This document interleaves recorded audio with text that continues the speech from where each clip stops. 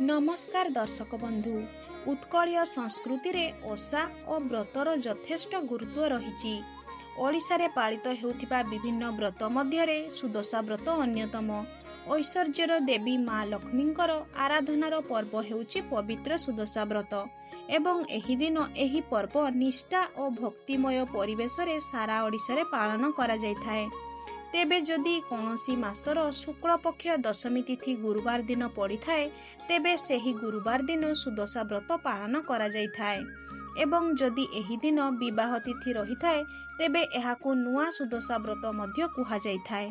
अर्थात एही दिन नुआ विवाहिता महिला माने व्रत आरंभ करिथांती।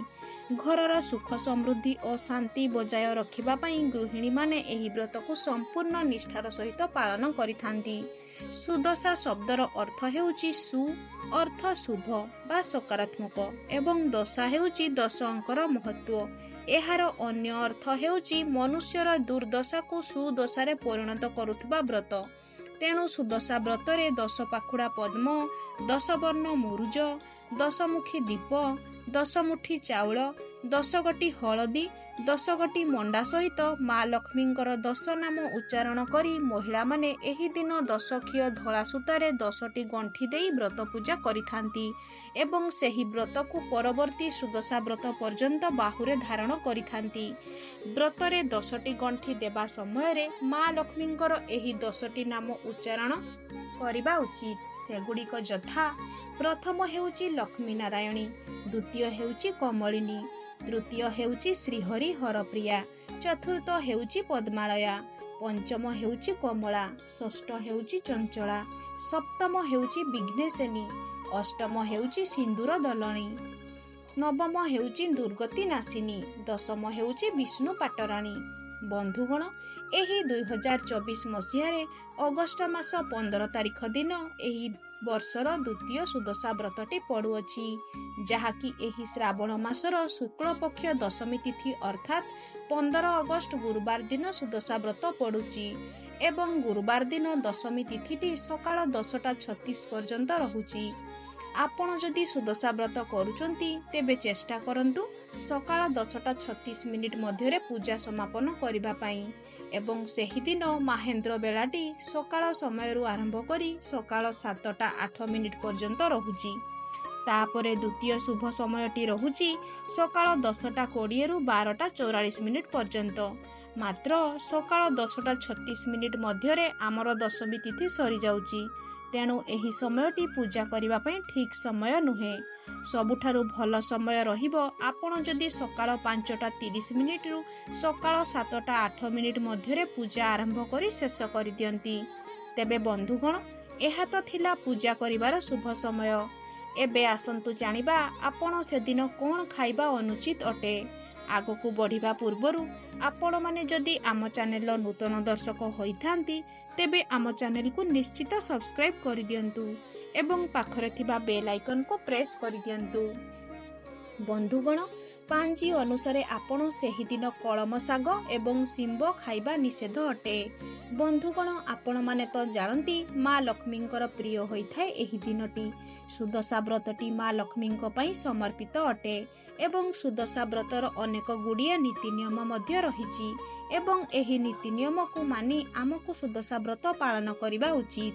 तेबे आजिर एही भिडियो रे आमे माने सुदशा व्रतर किछि नीति नियम विषय रे मध्य जानिबा, जहाँकि व्रत करुथुबा प्रत्येक महिला माने एही विषय रे जानि नेबा उचित। बंधुगण, सेथिपई आपण गुरुवार रो पूर्व दिन अर्थात बुधवार ठारू घर को संपूर्ण भावे भल भावरे परिष्कार परिच्छन्न करि दियंतु। घर को धुआ पोछा करि दियंतु, कारण माँ लक्ष्मी स्वच्छता प्रिय होइथांती। परिष्कार परिच्छन्नता को माँ लक्ष्मी अधिक प्राधान्य देइथांती। सेथिपई आपण निज घर को सफा सुतुरा रखिबा पई चेष्टा करंतु। कोनोसी जिनिस को अधुआ पकांतु नाही। एहापरे गुरुवार दिन आपण ब्रह्म मुहूर्तरु उठी पड़ंतु, अर्थात जदि आपण राति 3टारु उठी पड़िबे तेबे एहा बहुत ही भलो होइथाय। राति 3टारु उठी आपण निजर स्नान कार्य समापन करिनियंतु। स्नान चाउल रे टिके हलदी मिसाई स्नान करंतु एवं एहापरे आपण निज घरे झटी चिता मुरुज अंकन करंतु। तापरे आपण निज घरर चारिआडे गंगा जल सिंचन करिदियंतु एवं तापरे आपण भगवान को पूजा करंतु। माँ लक्ष्मी एवं श्रीहरि विष्णु को आपण पंचोपचार रे पूजा करंतु। बंधु माने सबुठारु गुरुत्वपूर्ण कथा हेउची जे कोनोसी पूजा बा व्रत करूचंती ता पूर्वरु आपणको कलश स्थापन करिवार अछि। प्रथमे आपण कलश स्थापन करंतु एवं तापरे आपण भगवान को पंचोपचार रीति रे पूजा करंतु। आपण प्रथमे भगवान को पंचामृत रे स्नान कराइबे, तापरे शुद्ध जल रे स्नान कराइबे। स्नान कराई सारिला परे एक भल कपड़ारे ठाकुर को भल भावरे पोछि देबे एवं ठाकुर को सिंदूर एवं चंदन लगाई देबे। आपण माने तो जानिथिबे माँ लक्ष्मींकर सबुठारु प्रिय फूल हेउची पद्म फूल। मने रखंतु आपण केबे भी माँ लक्ष्मी को अपराजिता फूल किंबा मंदार फूल अर्पण करंतु नाही। एहा परे आपण माँ को 10 गोटी दुब 10 गोटी बरकली पत्र अर्पण करंतु। तापरे आपण 10 गोटी गुआ को पंचामृत रे धोई दियंतु। तापरे आपण हळदी पानी रे गुआ को धोई दियंतु एवं सेही गुआ को गंगा जल रे धोई दियंतु। तापरे सेही गुआ गुडी को माँ को निकट रे रखि दियंतु। तापरे आपण निजर सुदशा व्रतटी जहा आपण पूजा करिवे सेही व्रतटी को मध्य प्रथमे पंचामृत तापरे हळदी पानी एवं तापरे गंगा जल रे धोई दियंतु। तापरे आपण सुदशा व्रत रे माँ को नाम रे 10 गोटी गंठी पकांतु एवं तापरे सेही सुदशा व्रतटी को माँ को निकट रे रखि दियंतु।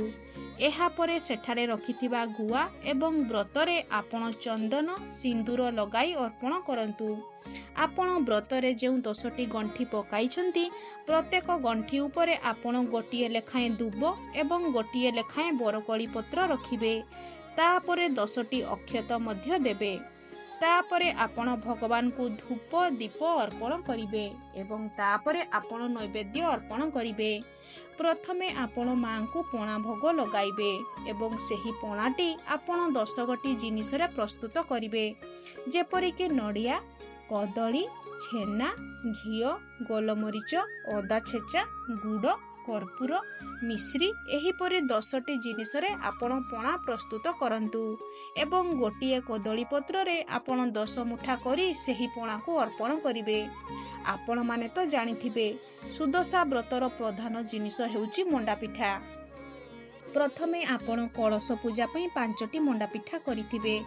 तापरे जेउ आपण 10टी मंडा पिठा माँ को उद्देश्य रे करिथिबे सेही 10टी मंडा पिठा को आपण माँ को अर्पण करिवे एवं तापरे आपण माँ को दीप धूप झुणा एवं कर्पूर रे आरती करिवे एवं आपण जदि चाहिबे तेबे खीरी खेचुड़ी मध्य माँ को पाखरे आपण भोग करि परिबे। तापरे आपण सुदशा व्रतर बही को पाठ करिवे एवं आपणकर पूजा शेष होई सारिबा परे आपण जेउ पुराणा व्रत पिंधिथिबे ता सहित आपण नुआ व्रतटी को पिंधिबे। मने रखंतु से दिन भूल रे भी हाथरु पुराणा व्रत खोलिबे नाही। बंधुगण आसंतु एबे जानिबा एही दिन आपण केउ सब जिनिस करिबा अनुचित अटे। गुरुजन मानंकु निंदा अपमान बा कोनोसी कटु कथा कहंतु नाही, खराब व्यवहार देखांतु नाही किंबा छोट पिलांकु मध्य माड़ दियंतु नाही। एही दिन घरे कली झगड़ा बा अशांति करंतु नाही। आपण से दिन पोड़ा द्रव्य मध्य खांतु नाही। दर्शक बंधु आपण माने व्रत पालन करूचंती तो व्रतटी को नियम सहकारे पालन करिया पई चेष्टा करंतु एवं मनरे संपूर्ण भक्ति एवं श्रद्धा रखी माँ को पूजा करंतु। निश्चित भावरे आपणक उपरे माँ लक्ष्मी प्रसन्न हेबे एवं आपणक गृहरे माँकर स्थायी वास हेबो। आपण माने समस्ते जानती आम मानक पई सुदशा व्रतटी केते अधिक महत्वपूर्ण रही थाए एवं एहा माँकर केते प्रिय दिन होई थाए। एही दिन माँ को प्रसन्न करिबा पई आम पई एक सुवर्ण सुजोग अटे। बंधुगण आपण माने चेष्टा करंतु से दिन विधि विधान श्रद्धा सहकारे माँकर पूजार्चना करिबा पई। तेबे बंधुगण एहा थिला सुदशा व्रतर संपूर्ण पूजा विधि एवं किछि गुरुत्वपूर्ण नीति नियम जहाकू आपणाई आमे माने माँ लक्ष्मींकर अशेष कृपा प्राप्त करि परिबा। जदि आपण मानकु आम वीडियोटी भल लागि थाए तेबे कमेंट रे जय माँ लक्ष्मी लेखि लाइक एवं शेयर करि दियंतु। धन्यवाद।